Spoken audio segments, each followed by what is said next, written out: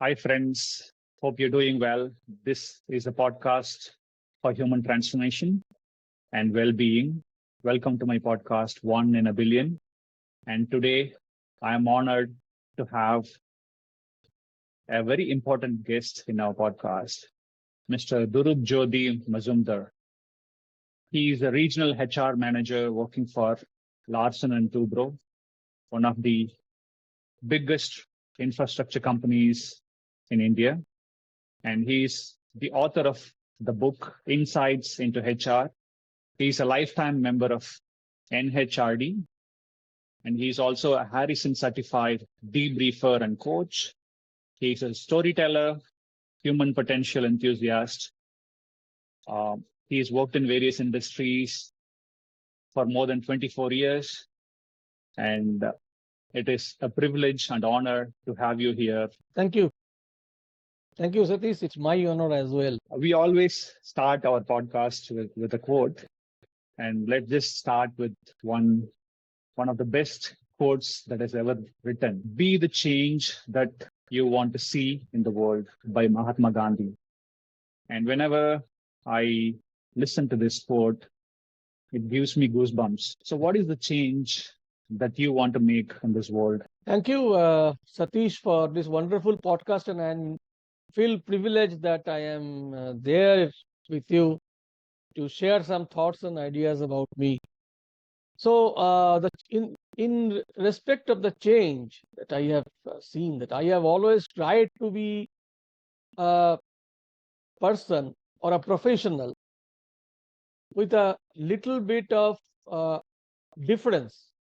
I have never followed the age-old practices or the age-old perception of the people that people are having about the HR or people are having about the HR professionals. So by dint of my work from the factories, from the logistics hub towards the construction sites, I widely practice this in all sphere of my life, be it professionally, be it personally, in dealing with the people, in empathizing the people, in dealing with the customers.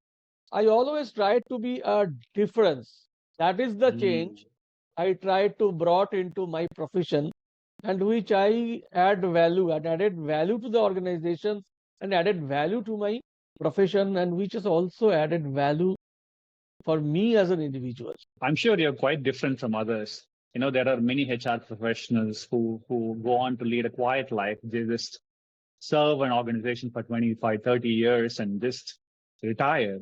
Whereas I see somebody, Dhurub, you've written a book, Insights into HR. That means that you want to bring a positive change to your workplace and your environment and the whole society. And whatever knowledge that you've gathered through your experiences, you're sharing it to the world. And that is an amazing work that you're doing. I wish you write many more such books and make the lives of the people working for you and the lives of everyone around you will make it definitely better. So, Dhruv, can you share a little bit about your background and how you ended up being in a HR role? Oh, it's a really captivating journey when I reflect through the lenses and going to the flashback. It's a really a captivating journey because someone at the point of time when I have started my career in the way back of 1997, 98, the HR word was not there. So it's a really captivating journey. Actually, I was an chemistry enthusiast. So I want to pursue my studies in the chemistry. And from that time, somehow I have landed into the field of economics. So from chemistry, then economics. So it's the ideal, suppose if you want to add a quote, it's a really applicable quote for me. The man proposes and God disposes. Right. So, so from that, from economics, I landed up into the business management and started my journey in the MBAs. So when there is a Uh, specialization to be opted for, one of my professor, he was a visiting lecturer, handled numerous labor issues, industrial relations problems of the hostile trade union environment. So he asked me a very beautiful question. That Dhrubajyoti, are you really interested for speaking, or you are more inclined towards listening? So mm, I was a shy guy at that point of time. I was a little bit shy and introvert, which I feel still I am that thing is mm, there because it's a childhood values and belief system. So I just thinking, just thought, and immediately I answered, "Sir, I like listen. I like listening." mm, And that gentleman immediately told, "You go to HR. It will be the right fit for you." So this mm. is the way I came landed into HR. So it's a very interesting story. Right. Thanks for sharing. That's amazing. So just looking back, do you have any regrets for having chosen HR? Frankly speaking, I will not. It will not be a correct one to always say that I don't have any regret. But yes, Mm, sometimes I have certain times where I am low, mm, energy is draining out. At that point of time, sometimes I think that may not be I am a right fit for HR. Then thereafter, I have when I reflect on the other side, which I mm. used to say in various podcasts or various industry academics, knowledge sharing sessions, that if you have stuck up vertically, that your Mm, vertical upliftment is no longer is not generating the outcome that you are expecting for. At that point of time, you can spread your wings and you can expand yourself horizontally. horizontally, yeah. Horizontal expansion and discovering the new horizons of life, that is more Mm, important. And that might be a point where I feel that yes, I was the right fit for HR, and I have started uh, flying high horizontally and expand myself. wow. What a beautiful analogy that you gave there. Expanding horizontally versus, when you're finding yourself stuck to go up, you move Yes. sideways and, expand yourself and see some things that you've not seen before. So that's just amazing.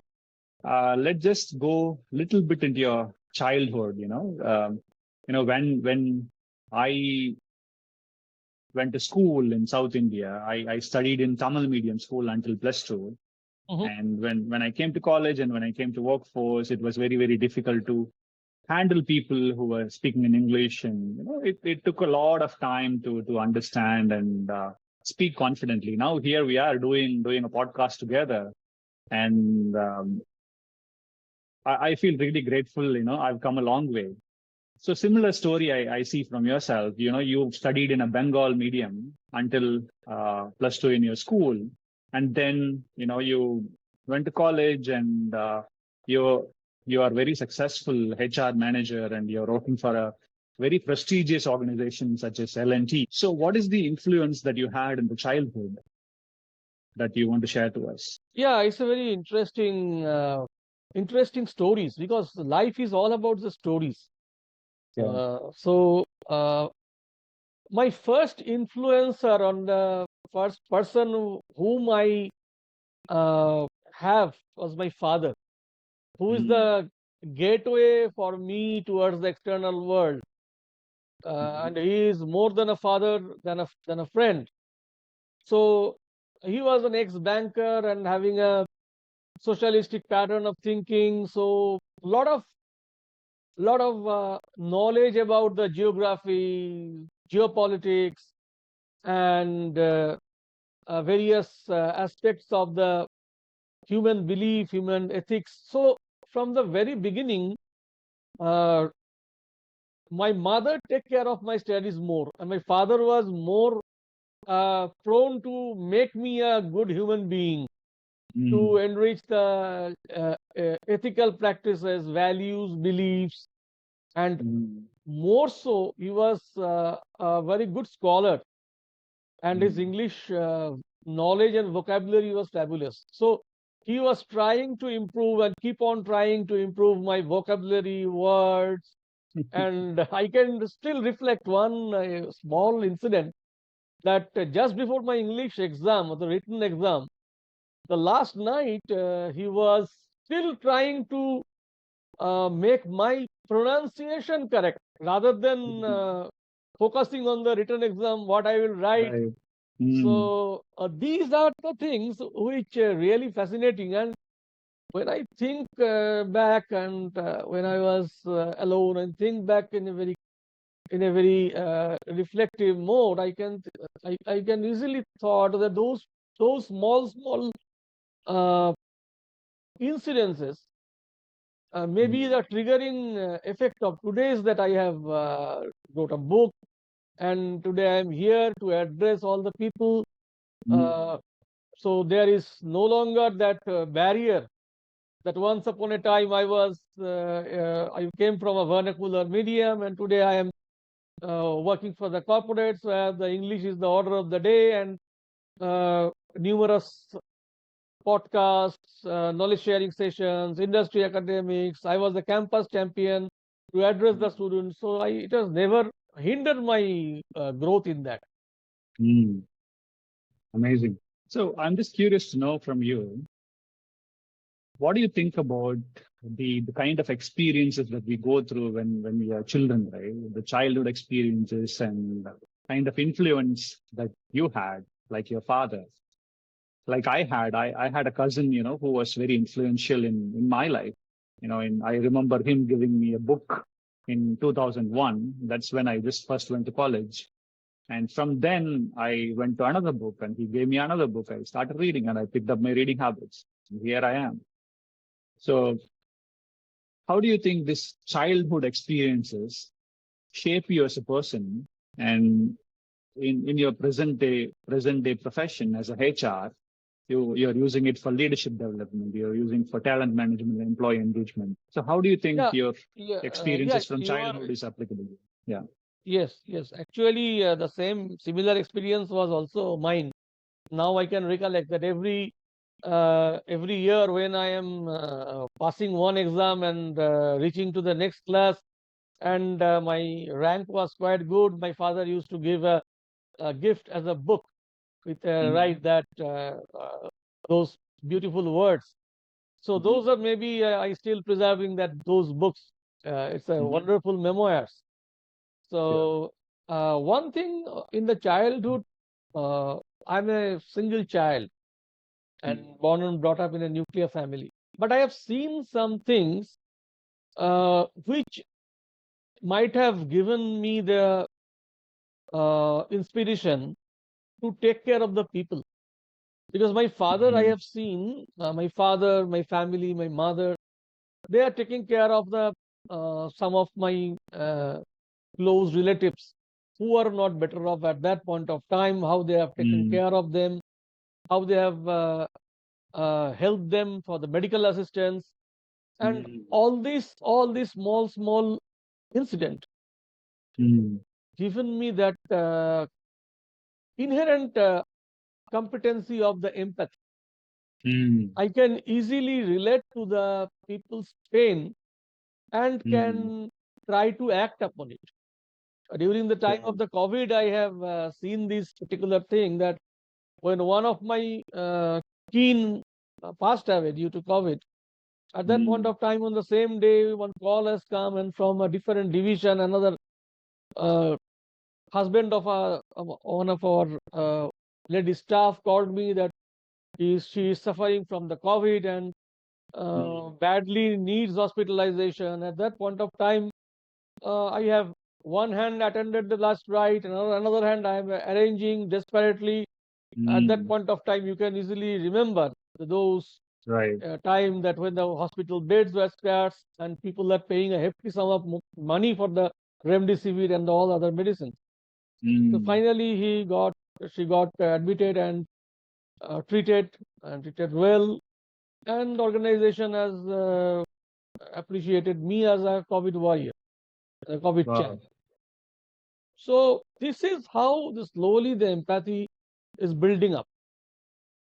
Because when we are joining any organization, we are joining the organization with our inherent values, belief system, and organization may try to indoctrinate you in the way organization believes, but those belief system and fundamental belief system and values and ethics, that will remain so forever within you.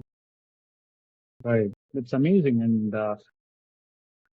when people talk about empathy in organizations, and it's the mostly spoken word these days in organizations, but then very rarely people practice empathy.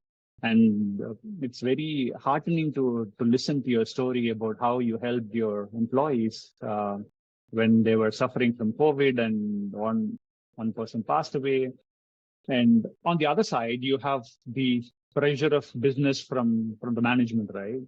Still, people has to show up and they have to come to work. And how did you end up managing the business side as well as the employee wellness side? Yeah, actually, as you rightly point out, that empathy is a very is a buzzword, but it's very difficult to practice. Only thing that the empathy you can practice if you are having certain incidents, and you should be a very good you should be very good at in your forming your own stories and store them in a very good way in your repository. So as and when those type of issues are coming, and you can easily reconnect with your situations, those tough times, those times where you cried, those times where you are shaken with demotivated, demoralized with the situation and context. And then only if you can relate those things with your employee issues or the employee concern with the similar type, you can easily reconnect. So telling the stories and storytelling is a very useful thing. And I am more about storage of those stories. Stories are happening every day, but storage we are not keeping in a beautifully way. So it should be kept in a repository so that you can easily retrieve as and when required. So this is one side of the aspects. Another side is the mundane office environment of the corporate world, where people have to work, your appraisal needs to be completed, your training mandates has to be achieved. So for them, a good amount of support from your peers, your subordinates should be there. So there should be a there should be a good ecosystem needs to be generated. That ecosystem will support you. For them also, whenever they are asking for any help, you need to be there. You need to be take care of their development part, their needs, their requirements needs to be understood, what they want. That part is also as a superior, as a boss, I used to tell them to my all direct reports that I am your elder colleague. So that is the reason maybe the connect is more. So that is in that way. After all, at the end of the day, you need to produce the result. So you have to inspire. You have to inspire your. You have to inspire the entire working ecosystem for any sort of support, so that you can get the support at the bad times and ready to support others during their bad times. So only then the this interchange of the thought process, interchange of the communication, their share of the feelings, emotions, all these things will come up. Then only you can you have to relate with each other. You have to relate. You have to connect. HR connect is a buzzword now, but you have to connect in a real way. without keeping in mind any hidden agenda. Mm. Laugh with them, mingle with them, talk with them. Not only the HR people. I always used to say to all the summer interns, those who are working with me, come out from your cubicle, mingle up with all the line function people who are there. What are their pain area? What are their concerns? What are their happiness? So connection is very important. Until and unless you connect effectively, it's very difficult for any sort of developmental process to implement and to make it a success. That is my way of perspective. Wow. I really love what you just shared there. Couple of things. One is people who are listening, please take notes. This is very, very important because he shared something very, very profound. Having a repository of stories that you want to tell the world. So keeping the stories in a particular place, frequently accessing the stories will give you a reminder to the narrative that you have set for yourself. And from this, you can kind of expand and build your career. And two, supporting people at their bad times. When people go through low moments in their life, and as a HR person, you have to be their support. And also, you shared the fact that encouraging the summer interns to get out of the cubicle to mingle with other people. You know, Looking at all these things, you're really creating a lively and friendly atmosphere at your workplace for your direct reports and the whole people that you're connecting with. See, we always uh, look at one person in our career, right? There is this one person who inspired us, who motivated us, who we looked up to all the time when we needed inspiration. I had a similar person in the bank that I worked in. He was a branch manager, and he really inspired me. And because of him, I got influenced, and some of the skills that I picked up from him, and that I went on to implement almost for 15 years with the bank that I worked for. So, is there one person like that in your life, in your career, whether at L&T or in the previous organizations? Is there one person that you got influenced heavily? Can you share a little bit about that? Actually, very interesting question, Satish. I was just reflecting back to all my ex-bosses and ex-seniors, those who have formed me, my thoughts, my beliefs, my working habits, my work attitudes at the workplace. But after working or serving the corporates for the last 25 years, it's very difficult for me also to pinpoint or demarcate one single person Right. for that inspiration. Actually, everyone inspired me, from a factory worker to a senior vice president. Everyone has inspired me. Frankly speaking, I am talking from my heart, because Mm-hmm. I have in touch with both of them, and you will be surprised to know when one worker or one shop floor worker invited me in his home for a Mughlai paratha, and the same thing when a senior vice president invited me to go to his place and to spend some time. It seems wonderful. So I have two of the things, two totally different, one from the management side, one from the worker side. So I am privileged to be uh, this type of congeniality, cour- courteous attitude from the both of the peoples. I'm thankful for that.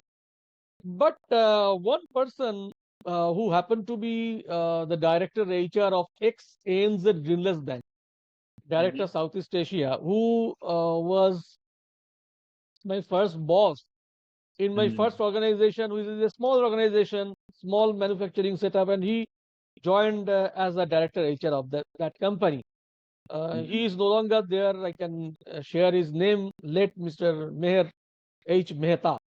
So he was basically a Parsi gentleman, and he taught me some of the work values and which has inspired me.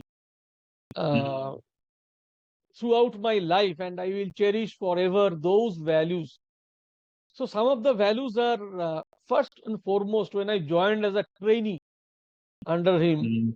So I was very shy type of guy, little bit afraid of saying the tough things to others, saying no to others.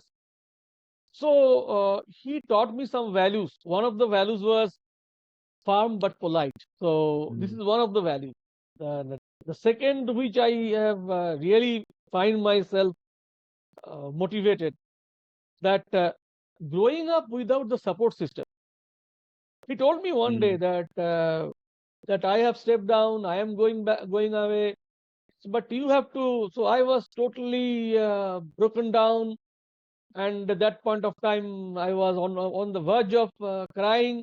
So he told that, come on, Dhrubajyoti, you have to grow. You have to grow without the support system, whether the support system is good or bad. I was your Mm. boss, but grow up. Third is the cause is more than that of a person. Cause is more. Cause is the more important than a person. Mm. Sure. For what cause you are doing, that is superseding the personal likings or Absolutely. dislikings. Mm. Fourth is mistakes can be made, but the repetition is not acceptable. So this is another one. There are stories behind that, but I have summarized those values Sure. which he taught me in my own way, which were what I understood. And everyone at work seek the respect. So try to give them the respect, because everyone is coming from a top-notch executive to a blue-collar worker or a peon. Everyone is seeking respect. So try to give them the respect. They are they are eligible for it. They own it. Mm. And ego can pose a hindrance in the learning. So these are some of the values, or he acted as a mentor and gave those values to me, which I still feel that I am very fortunate to work under him and serve him for a substantial period of time. And these may be uh, the key takeaways and my sustenance in the HR for a longer horizon of period of 2.5 decades. Beautifully narrated there. And, we are able to talk about a person who is not there anymore. My salutes to Mr. Mehta. And despite him not being there, we are able to talk about him right now. That means he was a true leader, true hero to be celebrated. And we want to be this person like Mr. Mehta to our employees. When we are gone from the organization, there will be somebody who will talk about us. There was this Mr. Dhrubajyoti Majumdar, and he had these qualities, and I've learned these things from him. So like this, it's a chain, the people who pass on good values and belief systems to us, and we tend to pass it down to our peers. Let's just shift gears a little bit here to cover more aspects of your HR life. And these days, when vast majority of workforce that is coming to workplaces are what we call as Gen Zs, right? So Gen these Z. are all, people who are, I'm told people who are born after the year 2000 are called Gen Z. Yeah, I'm not sure. I don't Yes, know yes. the definition of Gen Z yet, but I see a lot of promise and a lot of good things in today's youngsters. They have a different perspective, and though there is a generational gap between us and the new Gen Z, but I still get very very curious whenever I come across any young student or any young employee. I make it a point that I have a discussion with them to understand their standpoint, to their perspective about how the work will be. But then there seems to be some shift happening towards the work culture and everything. And these days, I also talk to lots of managers. I also have clients who work in various organizations as top management executives, branch managers of a bank. So they find particular problem managing the Gen Z type of employees. So what people like us have to do to get very close to these Gen Z people and, make them productive, make them stick to the organization for more time. What is that one or two things that we need to be doing to motivate them? Yeah, actually, this is a very burning issue, and you may Mm. be aware of the in HR fraternity, the infant attrition. There is one word. Infant attrition is nothing but those who are leaving the organization within a year time, joining those, particularly those who are working, those who have joined the organization, and basically they are all Gen Z. Mhm. Most of them are Gen Z, and I have seen the Gen all the generations, if you say, because I am a from generation of a different generation with the different Right. generational values altogether Right. within me.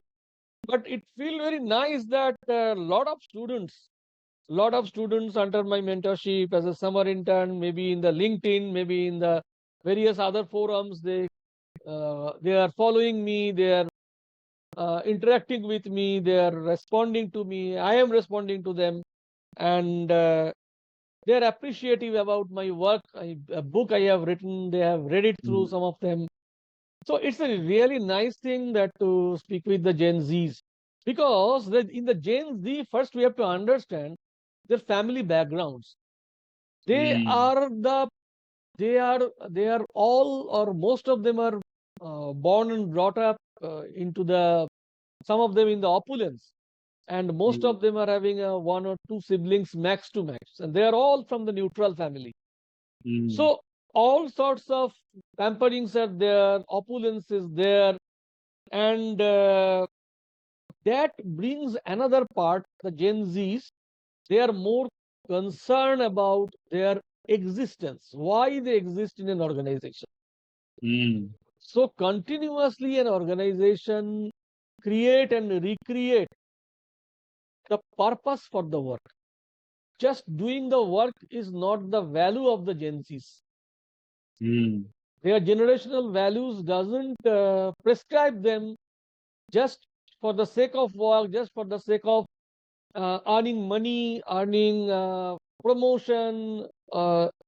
It doesn't matter to them. But the Mm. purpose of work should be very clear, not for the organization, for them. Right. So organization not only create, but to co-create with them actually their interest, Mm. their inclination. Because I have seen people, they have passed out from one discipline, but they are one. I remember one person was there. He passed out of a mechanical and he want to move to a high precision engineering, particularly in defense. Mhm. So it's his dream, and he lives with that dream. Mm. Maybe that dream is not in sync with the organizational protocol, organizational movement, and their organizational ecosystem doesn't permit that. Mm. But that is his dream. He is living with that dream. And I know Mm. that in order to achieve that dream, he can reach to any possible extent. And that may be the living of the job. Mm. So we have to create or co-create with them their purpose of the job. What is the purpose? So continuous interaction, continuous connect, and Mm. uh, inclusion of somebody uh, to mentor them, to guide them, can be beneficial to make them productive for a longer horizon of time. I also recently I listened or read somewhere that the percentage of parents who are coming with them for job interviews is increasing. Hmm, Meaning, when we went for job interviews, we went alone. We went maybe with correct, our friends. Now the absolutely, parents are coming along to job interviews. absolutely. Absolutely, you are right. Because they are born and brought up in a controlled atmosphere. Mhm. In a controlled atmosphere, but at the same time they are being provided with ample opportunities, opulence, and their Mm. parents have never forced them to do what they are not liking to do. They have Mm. not been, their parents are not forcing. They have always forced that whatever you want to do, you do it. But when it has come to the organization and the fixed hours of work, fixed atmosphere, fixed location to sit, they are Mm. feeling sometimes claustrophobic. It is not Mhm. with them, not with their control also, because their subconscious mind is wired like that. It's very interesting to talk about it, Dhruv, here, because um, when it comes to organizational dynamics and the various workplace psychology, I'm getting very curious. Suppose an organization has a vision towards something, and there is a whole lot of people joining the organization. They have different belief system and they have different goals in their life. So as a HR person, how do you communicate this vision of your organization to people like employees like Gen Z? And how do we make them buy the vision of organization so that they will align and they will work towards a common goal? As an organization, we are continuously propagating the values and belief system of the organization. Its Mm. vision statement to the organization through us various platforms, through various learning sessions, and through LMS. And we are having a very robust job rotation through which that those GETs or DETs have to undergo, through which they can learn the various aspects of the work, what are the cross-functional element, how they work in a particular project, and through which they also understand and learn the work philosophy of the organization as a whole. So that part we are taking care of by continuous training, continuously hand-holding to them, to teach them, to guide them, to understand the organizational philosophy and ethics.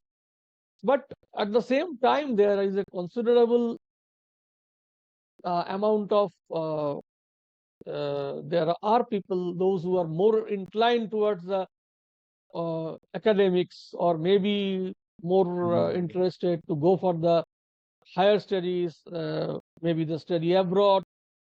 So those opportunities are, they will definitely explore, and that Mm. will be there in any industry. I believe in any industry. That someone is Right. getting an IIT, they are least bothered about their employment, because that is their generational values. They won't sacrifice all those things. Sacrificing for one, for the families, for the friends, this sacrifice or compromise word is becoming slowly obsolete now. Mm. So first they have to leave, and then they will allow, or they will extend their support to live with their parents, live with their other relatives and all. So that is the, I think, the key points to consider. Thanks for sharing, Dhruv. There is one thing that I'm seeing that's very common here, cutting across generations. Uh, invest. I read this quote in the book that you've written, Insights into HR, and there is a quote that says, investment in the personal growth is the best ever investment that you can make. So it is applicable 100 years ago, it was applicable 30 years ago, and it's even applicable even to Gen Z. So why does anyone has to continuously invest in personal growth and continuously learning? You can only by investing in yourself. When I started out in college, I invested in a lot of books. Then I bought lots of journals and And last 4 or 5 years, I invested a lot of time listening to the podcasts that are of value. That's why I'm doing a podcast myself. And recently, I'm going through a program called Positive Intelligence, and it is blowing my mind. When I can just look back at what I could have done just by applying the principles of this positive intelligence. There is this coach. He's a very famous coach, and he's written this book called Positive Intelligence. For people who are listening, just please take a note. The author's name is Shirsad Chameen. He's a guy who was brought up in Middle East, and he moved to the US, and now he's one of the top coaches in the world. And when it comes to workplaces, there is this aspect of judgment that we normally do. By just looking at one person, an employee or a boss, you just label them as this is the way they are. For example, if based on the job that you allot to a person, based on how successfully or unsuccessfully they're completing, you're labeling them as good or bad or anything. So we constantly judge people based on their performance, and most of the times we tend to express our judgment in a negative way to these employees, which impacts the overall productivity and the overall atmosphere in any workplace. So what can you share about this aspect of judgment, and how do we stop judging others so that it will make the life of everyone at the workplace better? Yeah, very interesting and insightful question and insightful thoughts about you, particularly in your journey of coaching. Actually, human brains are wired like this, that we tend to judge and label those judgments. There's one interesting book, if everybody can read it. It's Daniel Kahneman's Thinking Fast, Thinking Slow. So this book will give you a lot of insight about the human judgmental part, and how it acts as sometimes as a derailer for the entire employee engagement or the employee motivation, as you rightly pointed out. But it is not very easy to come out from the judgment. So because it's our human psychology and human tendency to label it. Either it is bad or not so bad or whatever. So we need to be empathetic and respectful for the other's feeling. Right. So whatever someone is having into their table or into their, we have to accept them as a total package. So it may have some good things, some not so good things, some ugly things. Some of the parts are hidden, some of the parts are not hidden. It is come out. So you have to consider and accept them as a whole package. When an organization is accepting someone, is accepting with all the things that an employee is having. So only thing the organization has to do, has to put some managers or put some people to guide them towards the positive changes. And it's very important, it's very usual that not to be judgmental, but first and foremost thing, you have to listen and appreciate. Whatever the expectations is idiosyncratic, I should say. That sometimes people are, particularly Gen Z, they are not very comfortable to pinpoint the feelings. I would like to suggest them that you can use a Plachik wheel. The Plachik wheel will help you out to understand and pinpoint your exact feeling. Plachik wheel is available in any, you can Google it, you can have the internet and keep a screenshot and try to identify your exact feeling. So it will give you some insights about how to not to be judgmental, because at that point of time that person is having some specific type of feeling. That feeling may not be repeated when a little bit context is changed. Sure. So he will come out from that particular emotions and go to the another emotions, which may be a lighter emotions rather than the heavier emotions. So this is the way this Plachik will actually help me a lot to understand the people, understanding the emotions. So through Sure. which you can come out from this judgmental part to some extent. And balance Sure. part, you have to listen, you have to empathize and appreciate the people as a whole. Sure, sure. For people who are listening, even I got curious about what is this Plutchik wheel all about. It is spelled as Plutchik wheel. I'll also Google and find out, and I'm curious to know more about this. Thanks for sharing, Dhruv. We can go on and talk about various other topics, but let us just wrap it up with a couple more questions. Everybody has a purpose in their life. Mahatma Gandhi had a great purpose of giving us the freedom, and he made everyone follow his movements, and he was very, very successful as a leader. And in organizations, I think about management and leadership. So what are the key differences between a manager and a leader? Someone like Gandhi is a true leader, and he made everyone follow. And there are managers, who just manages things and gets the job done and just go home. So what is the key difference here? Yeah, actually, I have got the opportunity to work both of them. Some of them are good leader and some of them are good manager or not so good manager. I have the opportunity to work for both of them. Actually, the true leader, according to me, he trusts. When he trusts, he can empower. When the empowerment is coming, automatically the individual feel appreciated, feel respected. The direct reports that feel appreciated, feel respected. They feel empowered to take decisions. And when they are empowered, they can take decisions and own the decisions. And when they own the decisions, at that point of time, the entire organization flourishes. On the contrary, in a manager, most of the times, he is only trusting the part of the job. He is just entrusting that.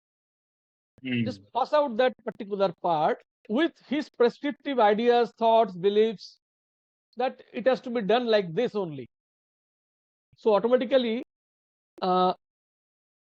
he's down the line is feeling a little bit, he may feel that I have to do only that part of job, my work ends there. So automatically, when the lack of empowerment is there, the decision making will not be a quality one.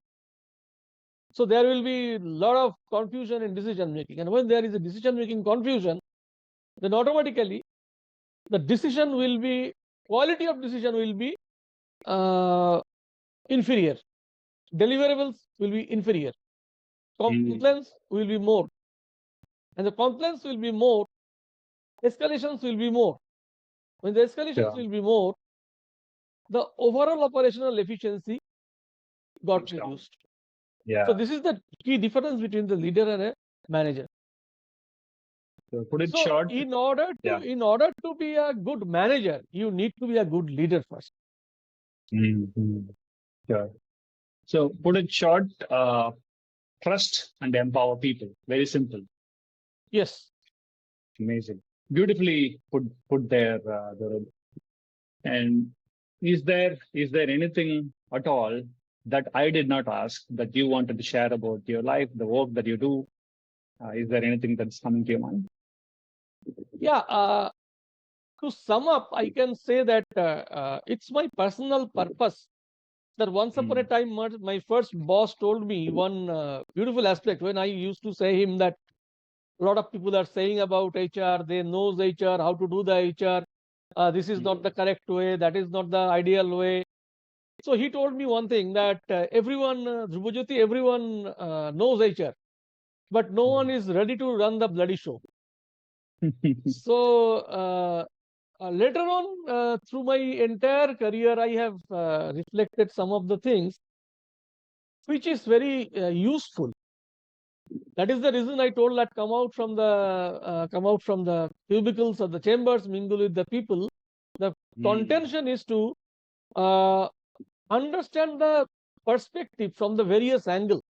We are having a silo thinking of a single way of thinking, that is from the HR. But HR itself is a holistic. Every line manager has to play the role of an HR manager. So, ground reality they can only depict, and some of the ground realities are hidden. We have to explore those hidden realities, and those hidden realities can be useful for the HR leaders, HR managers, HR partners to reflect upon, through which they can enrich the organization policy and organization as a whole. And it's my personal objective and purpose to understand those areas, which only I have depicted through my book, Insights into HR. So that is my key takeaways and my purpose of the life, to make the HR conscious to all the HRs as well as to all the non-HRs.